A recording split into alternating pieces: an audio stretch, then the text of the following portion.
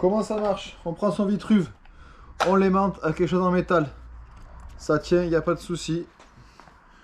On met sur on et c'est parti.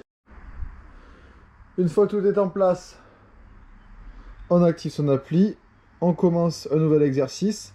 Donc là, on peut choisir parmi tous les types d'exercices si on veut vraiment être très précis. Sinon, pour faire plus simple, on utilise All. On rentre le poids. Là, on a 80 kg sur la barre. Et là, on est prêt. On est prêt. On va lancer l'activité, la série. Et là, ce qui est intéressant, c'est que le Vitruve, l'application nous parle. Donc là, je vais faire 2 reps avec 80 kg sur le dos pour vous montrer. 0,92. 0,95. Donc en haut de chaque rep, l'application vous parle. Maintenant, on va voir ce qui se passe une fois qu'on arrête la série.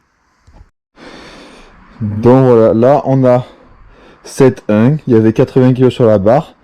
La vitesse moyenne est de 94, puisque j'étais à 92 mètres par seconde, 95 à la seconde rep. Et surtout, ce qui est intéressant, c'est qu'à côté, on a le pic de vitesse, la puissance en watts. À droite, en centimètres, c'est la distance qu'a parcouru l'encodeur. Donc c'est très sympa pour savoir si on est assez descendu, etc.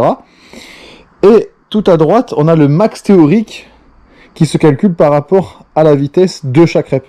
Donc voilà, pour la série, j'ai eu un max théorique à 118. Si je refais une prochaine série et je vais plus vite, ce max bougera.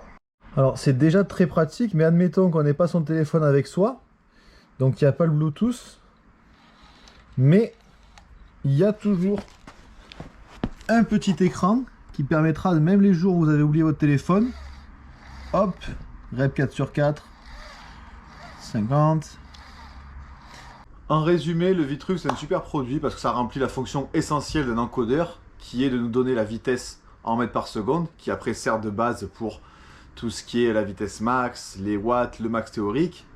Sauf que voilà, tout le monde ne le fait pas, donner toutes ces valeurs là. En plus ça parle, c'est ça moi que j'aime, c'est que j'en avais marre un peu de essayer de regarder l'écran du truc entre 2 reps. Là ça parle.